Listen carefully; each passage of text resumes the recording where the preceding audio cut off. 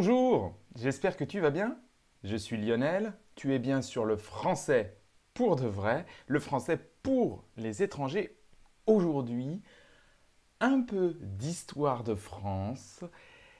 C'est quoi le 14 juillet? On y va! Allons enfants de la patrie. Le 14 juillet est un jour férié en France. On ne travaille pas, c'est la fête nationale, la fête de tous les citoyens français. Dans toutes les villes et aussi dans les villages, il y a un feu d'artifice, un bal populaire où on danse. Et à Paris, le grand défilé militaire du 14 juillet sur les Champs-Élysées. Alors, qu'est-ce qu'on célèbre ce jour-là en France? Pourquoi c'est la fête nationale? On va le voir avec 5 idées. Mais tout d'abord, comment on doit appeler cette fête?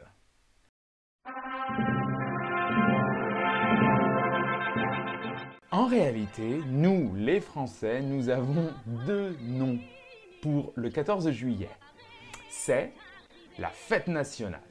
Et ça, c'est le vrai nom officiel. Fête nationale. Le numéro 2, c'est le nom que nous utilisons en général, nous, les citoyens français, c'est le 14 juillet. Et qu'est-ce que tu fais le 14 juillet? Mais demain, c'est le 14 juillet. C'est férié. Toi, tu bosses le 14 juillet? Oh. Et moi, je bosse pas demain. C'est le 14 juillet.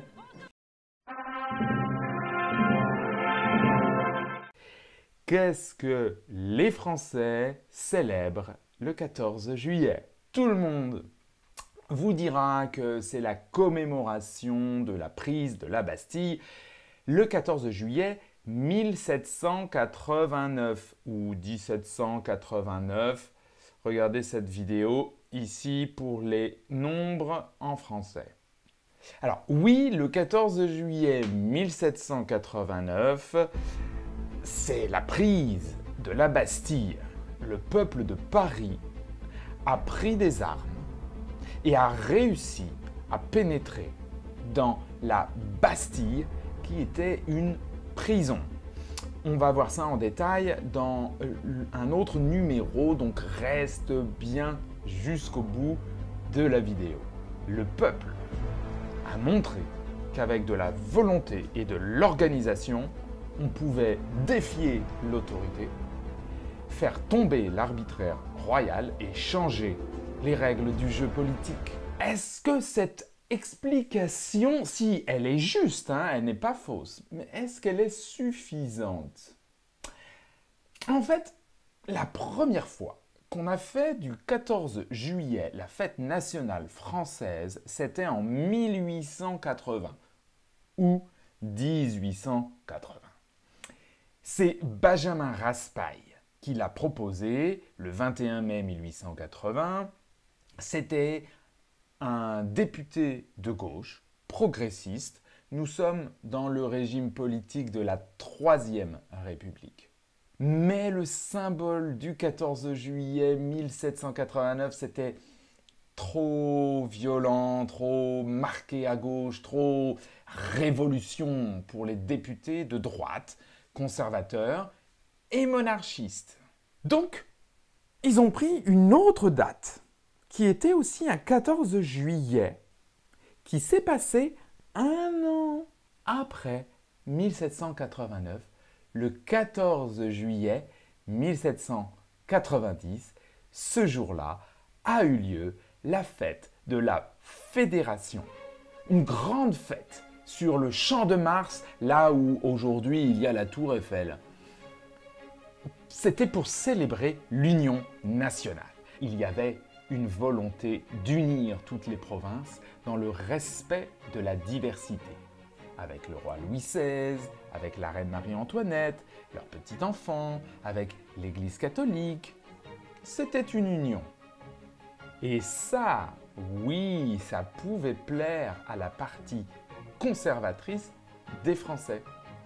Donc, dans la Constitution française, on ne dit pas si on fête le 14 juillet 1789, une journée révolutionnaire et populaire, ou si c'est la fête de la Fédération qui est plus consensuelle et plus modérée qu'on célèbre. Est-ce que vous avez des idées de vidéos que vous voulez voir faites par moi sur des thèmes historiques, géographiques ou culturels sur la France et sur Paris? Laissez un commentaire. Alors, si tu aimes cette vidéo, si tu aimes le contenu de ma chaîne, n'oublie pas de mettre un pouce en l'air. Et si tu n'es pas encore abonné, abonne-toi. Clique sur le lien pour obtenir le PDF du texte en français de cette vidéo, ainsi que mon contact direct. Alors, si tu veux me soutenir financièrement, clique sur le lien PayPal dans la description ou dans les commentaires.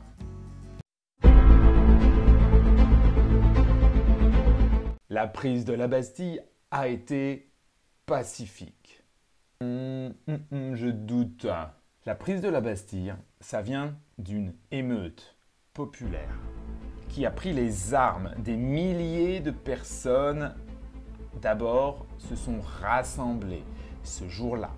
Les classes populaires de Paris sont très inquiètes.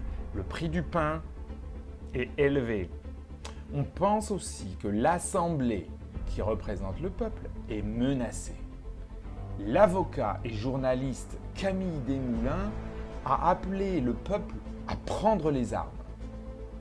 Les émeutiers se dirigent vers les Invalides et prennent de force 30 000 à 40 000 fusils.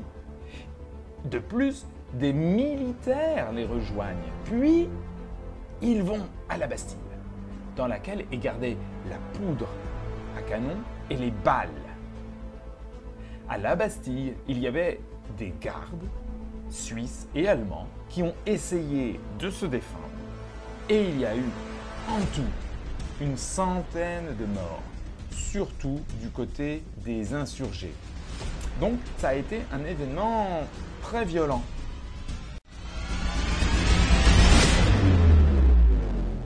Dans la Bastille, il y avait beaucoup de prisonniers. 7 prisonniers, dont un homme qui était fou, un autre qui était très malade, et enfin, petite précision, le très célèbre marquis de Sade, le très scandaleux marquis de Sade, n'était pas dans la Bastille ce jour-là. Le marquis de Sade a donné le mot le sadisme, ou quelqu'un qui est sadique, quelqu'un qui aime faire du mal aux autres. La Bastille, est-ce qu'on peut encore la voir? Est-ce qu'on peut la visiter? Non, on ne peut pas la visiter, c'est fini. Elle a été entièrement détruite, pierre par pierre. Et si tu veux visiter la Bastille à Paris, eh bien, c'est pas possible. Aujourd'hui, la Bastille, c'est une grande place avec une colonne qui commémore 3 journées révolutionnaires aussi, mais qui ont eu lieu 40 ans plus tard et qu'on appelle les 3 Glorieuses en 1830. Si tu veux savoir à quoi ressemblait la Bastille, je te montre des petites images ici, mais tu as aussi la possibilité de voir au musée Carnavalet une grosse pierre originelle de la Bastille qui a été taillée en miniature. Une petite Bastille de pierre faite avec une grosse pierre de la Bastille. Bon, mais j'espère qu'aujourd'hui, vous avez appris des choses, que vous avez bien compris que le 14 juillet ne commémore pas nécessairement la prise de la Bastille qui était un événement sanglant, violent et très révolutionnaire. C'est aussi la fête de la Fédération et beaucoup de Français oublient ça. Tu sais aussi qu'on ne dit pas Bastille Day et que la Bastille a été entièrement détruite. Et je vous dis à bientôt sur le français pour de vrai pour une prochaine vidéo.